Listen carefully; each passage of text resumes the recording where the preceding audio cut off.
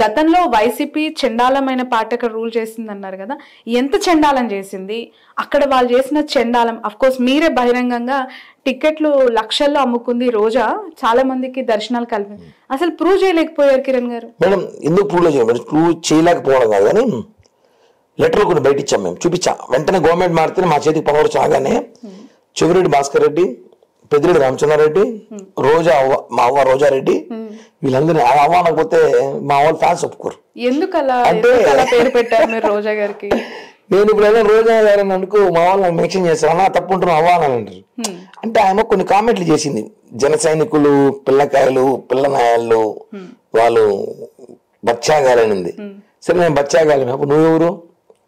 నువ్వేమైనా latest young heroine అనుకుంటున్నావా? లేదు కదా, లేటెస్ట్ ఓల్డెస్ట్ హీరోయిన్ కదా, టాప్ హీరోయిన్ కదా. టాప్ హీరోయిన్ కూడా వయసు అయిపోతే అవ్వ అంటారు, ఆమె కూడా అలాంటి హీరోయిన్ ఎప్పుడు ఉంటుంది. చాలా మంది మంత్రులు ఉన్నారు కదా, రోజానే రోజవ్వ అని ఎందుకు పిలవాలనిపిస్తుంది మేడం? ఎందుకు అనిపిస్తుంది అంటే మా జిల్లా మా మంత్రి మా ఊర్లో ఉంటుంది. పవన్ కళ్యాణ్ గారిని నువ్వు నోటుకొచ్చిన మాట్లాడుతుంటే మేము చూస్తూ ఉండలేము కదా, నాలుగు చీరేస్తాం పవన్ కళ్యాణ్ గారు మాట్లాడితే. అది రోజా కానీ వాళ్ళ నాన్న కానీ ఇంకోటి కానీ. జగన్మోహన్ రెడ్డిని నువ్వు ఎంత అన్నాం మేము, జగన్మోహన్ రెడ్డి పుట్టుకనే మేము మాట్లాడిన మేము. పవన్ కళ్యాణ్ గురించి మాట్లాడితే ఆయన వ్యక్తిగతంగా రాజకీయ విమర్శలు చేసుకోండి, కామన్, ఎవడేం మాట్లాడు. రాజకీయాల విమర్శలు అనేది రాజకీయంగా ఓపెన్, అది ఎవడేం చేసుకోవచ్చు. రాష్ట్రంలో, దేశంలో, ప్రపంచం చట్టం ఉంది అది. పవన్ కళ్యాణ్ గారిని వ్యక్తిగతంగా పెళ్లిళ్ళు, పిల్లల భవిష్యత్తు గురించి మాట్లాడటం కరెక్ట్ కాదు. పవన్ కళ్యాణ్ స్థాయి రోజా గురించి మాట్లాడే స్థాయి పవన్ కళ్యాణ్ కాదు. కాబట్టి మా దాంట్లో ఉన్నాం మేము చాలా ఆయనకి. కాబట్టి ఆయన రోజా అవ్వ అని చెప్పి ఏదో ఒకసారి అన్నా అంతే, దాన్ని మా వాళ్ళు ఎత్తుకోని ఇంకా మా సోషల్ మీడియా అవ్వ అవ్వ అవ్వ అని. ఈరోజు నేను కూడా ఆయన కనిపిస్తే అవ్వాల్సి వస్తుంది పరిస్థితి. 2-3 చోట్ల కనిపించినా కూడా అంటే అలాగే వీళ్ళందరూ టికెట్లు అమ్మేశారండి. అమ్ముకోవాలంటే 1000-2000 అమ్ముకోవాలి వీళ్ళు. టికెట్లు అమ్మడం అంటే లాబింగ్ చేశారు లక్షలలో. దేవుని చూపించుకుని పనులు చేయించుకున్నారు, ప్రాజెక్టులు తెచ్చుకున్నారు, వర్కులు తెచ్చుకున్నారు, పవర్ ప్లాంట్లు తెచ్చుకున్నారు, పవర్ ప్రాజెక్టులు తెచ్చుకున్నారు, మొత్తం వెంకటేశ్వరం చూపించి దోచుకున్నారు. దాని మీద ప్రశ్నించాము. ఇప్పుడు అంత అవసరం లేదు. టీడీడీ చైర్మన్ గారు వచ్చారు ఇప్పుడు, బిఆర్ నాయుడు గారు. ఆయనకి ఆల్రెడీ చైర్మన్ అయినా ఆయనకి టికెట్లు పెట్టుకోవాల్సిన అవసరం లేదు, టికెట్లు అమ్ముకోవాల్సిన అవసరం లేదు, టికెట్లు ఇవ్వాల్సిన అవసరం పెద్దగా ఉండదు. ఈ ప్రభుత్వంలో చంద్రబాబు నాయుడు గారు కొంచెం అనుమానంగా చూడటం లేదేమో, అందుకే మీకు అక్కడ ఉన్న వేవి లొసుగులు కనిపించట్లేదు. మేడం ఒకటి, టీటీడీలో పొద్దున్న లేస్తే ఈవోకి అలాగే చైర్మన్ కి పొసగట్లేదనే వార్తలు, సిబ్బంది పైన నిర్లక్ష్యంగా వ్యవహరిస్తున్నారనే వార్తలు రోజుకొకటి వస్తూ ఉన్నా కూడా దాని మీద స్పందించే వాళ్ళు, గతంలో గొంతెత్తి గట్టిగా మాట్లాడిన వాళ్ళు ఇప్పుడు మాట్లాడట్లేదు అని చాలా మంది మాట్లాడారు. ఒకటి మేడం, వాళ్ళు చాలా మంది మాట్లాడేది ఎవరు, వైసీపీలో మాట్లాడదు, ఎవరు మాట్లాడరు. అధికారంలో ఉండి మాట్లాడతాం మేడం, పిచ్చి కాబట్టి మేము మాట్లాడతాం, ప్రశ్నిస్తాం. తప్పు మాకు కనిపించినప్పుడు, ఆ తప్పులు ఉన్నప్పుడు మేము సరిదిద్దుకొని ప్రయత్నిస్తాం, ఫస్ట్ అవకాశం ఇస్తాం. తప్పు చేస్తే కరెక్ట్గా ఈ బాటిల్ ఎలా పెట్టక నేను పెట్టమని చెప్తాం. వాళ్ళు ఆ బాటిల్ అక్కడే పెడితే ఖచ్చితంగా ప్రశ్నిస్తాం. కాబట్టి ఫస్ట్ సలహా ఇస్తాం. ఇప్పుడైతే టీటీడీలో గత ప్రభుత్వం పోలిస్తే కొంచెం బెటర్, మారుతుంది. ఇంకా పరిస్థితి సమస్య ఎక్కడ ఉందంటే ఇక్కడ పూర్తిగా ప్రక్షాళన జరగలేదు ప్రభుత్వం. ఇంకా జగన్మోహన్ రెడ్డి సంబంధించిన వ్యక్తులే టీటీడీలో తిష్ట వేసుకుని కూర్చున్నారు, చేయొచ్చుగా ఇప్పుడు చేస్తున్నారు. అదే చంద్రబాబు గారి సమస్య ఏమంటే ఆయన జగన్మోహన్ రెడ్డి లాగా డైరెక్ట్ డిసిషన్ తీసుకోలేకపోతున్నాడు. ఎందుకలా? అదే, ఎందుకంటే ఆయన ఒకరిని ఇబ్బంది పెట్టకూడదు, ఒక వ్యక్తిని మనం మానసికంగా బాధ పెట్టకూడదు, ఒకరి మీద కేసులు పెట్టకూడదు, ఒకరిని జైలు పంపకూడదు, అతనికి అవకాశం ఇద్దాం మారుతాడేమో అని ప్రయత్నంలో ఆయన ఉన్నాడు. పవన్ కళ్యాణ్ గారు అనుకోండి, ఖచ్చితంగా వీడు చెడ్డోడు అంటే మనం పక్కన పెట్టండి. ఎందుకంటే అవకాశం వేరు, దాని అవకాశం భావించి పనిచేసేవాడు వేరు. ఉదాహరణకి ధర్మారెడ్డి ఉన్నాడు, 2019లో ఈవోగా వచ్చాడు, 48 మంది టీటీడీ స్టాఫ్ని జైల్లో పెట్టించాడు, 48 మందిని జైల్లో పెట్టించాడు, ఉద్యోగులు 23 మంది సస్పెండ్ చేశాడు. అవన్నీ వీళ్ళు చేయలేరు, ఎందుకంటే కుటుంబాలు ఉన్నాయి, ఏమనుకుంటారు, బాధపడతారు, ఆలోచనతున్నాం. కానీ అలా చేశారు కాబట్టే ఆ రోజు ప్రభుత్వంలో అక్కడ జరిగిన లూప్లను మొత్తం టీటీడీ అధికారులు, టీటీడీ ఎంప్లాయీస్ బయట పెట్టారు. సార్ మమ్మల్ని ఇబ్బంది పెట్టాడు, లడ్డు ఇష్యూ చూసారా, లడ్డు నెయ్యి కల్తీ నెయ్యి వాడడము, గుళ్ళో పరకామని మార్చడము, ఇవన్నీ మాకు కల్తీ నెయ్యి వాడారంటారండి. మేడం విచారణ జరుగుతోంది, అది సుప్రీంకోర్టులో కాబట్టి మనం మాట్లాడడం బహిరంగ అంటే పవన్ కళ్యాణ్ లాంటి వ్యక్తులు, డిప్యూటీ సీఎం లాంటి వ్యక్తులు చెప్పారు కదా, ఎందుకు ప్రూవ్ చేయలేకపోయారు అనేది కోర్టులో ఉంది.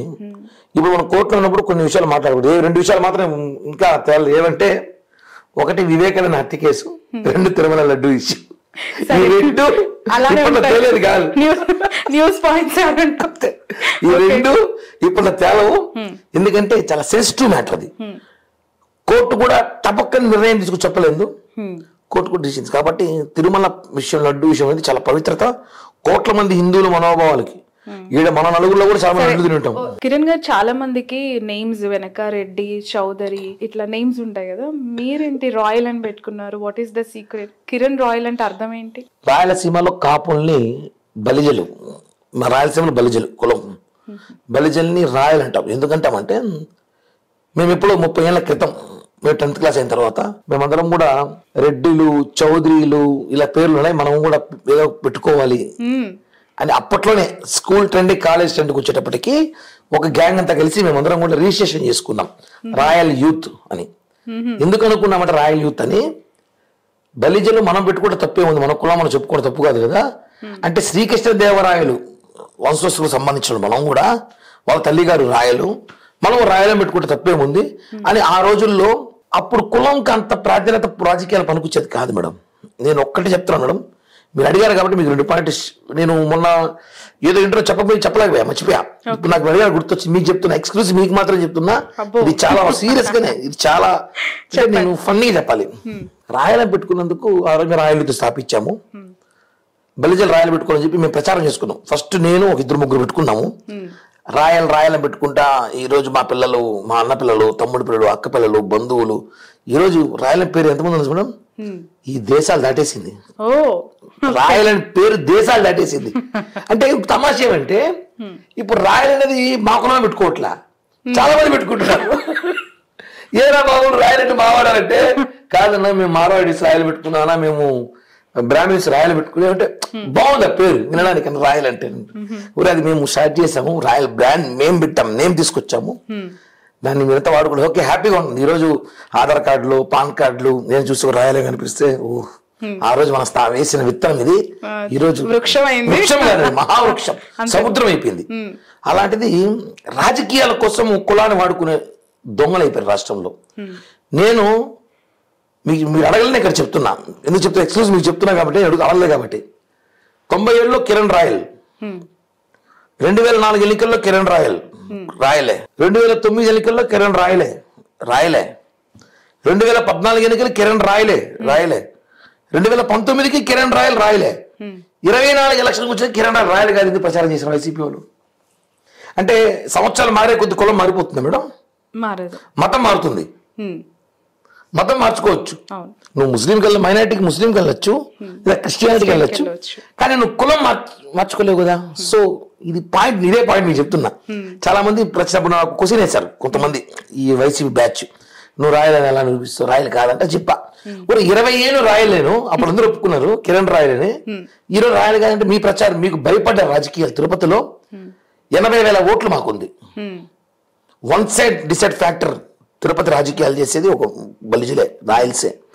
ఆ బలిజల ఓటులో కిరణ్ రాయల్ ఒక వ్యక్తి ఒక మహావృక్షంలాగా వచ్చేసాడు.